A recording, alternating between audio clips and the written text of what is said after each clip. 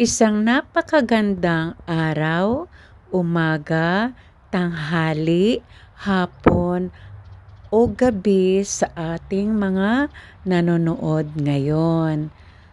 Tayo ay nasa isang lugar na pinapasyalan namin parati ni Renzo.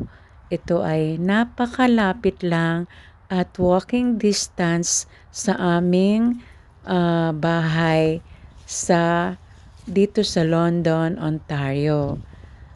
Ang puno na ito ay nakakamangha at talagang napakaganda dahil ngayon nga ay taglagas or panahon ng autumn time at makikita natin na wala ng dahon ang puno pero ito ay hitik sa bunga ng magaganda, mapupula at magagandang prutas na makikita natin.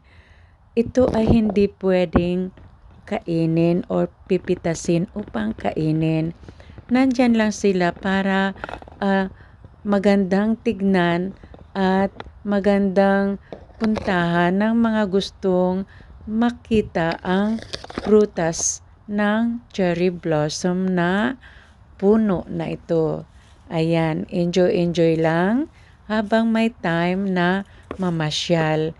Hindi rin ito public place. Ang mga nakakapunta lang dito ay yung mga nandito lang malapit sa lugar na ito.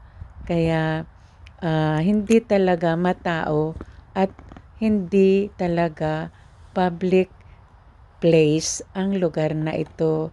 Pero kami na malapit lang ay pwede kaming mag-walking ng mga aming alaga.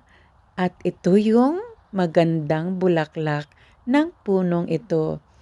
Ang panahon ngayon sa pagkuha na ito ay springtime or panahon ng paglabas ng mga bulaklak at mga halaman pagkatapos ng taglamig o pagkatapos ng winter time. So, pag springtime, ang bulaklak ng cherry blossom tree na ito ay nandyan na. Hindi naman sila magtatagal. Kaya unti-unti na rin nahuhulog ang mga bulaklak ng puno na ito. Ayan, nasa ground na nga yung iba kasi medyo late na kami nang kami ay namasyal ni Renzo.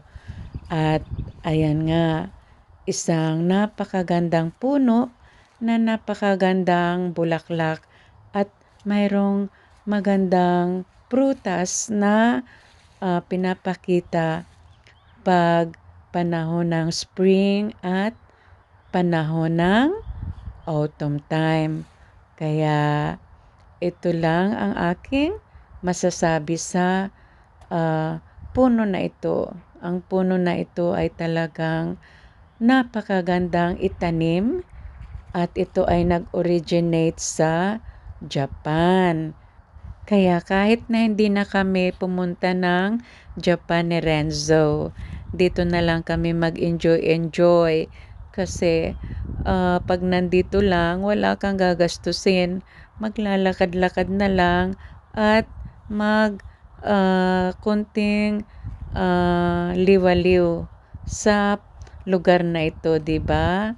O kung sino yung gustong pumunta rito, ay dadalhin ko kayo rito sa magandang lugar na ito dahil napakaganda talaga at aliw tignan ang mga nandito sa lugar na kinaroroonan namin.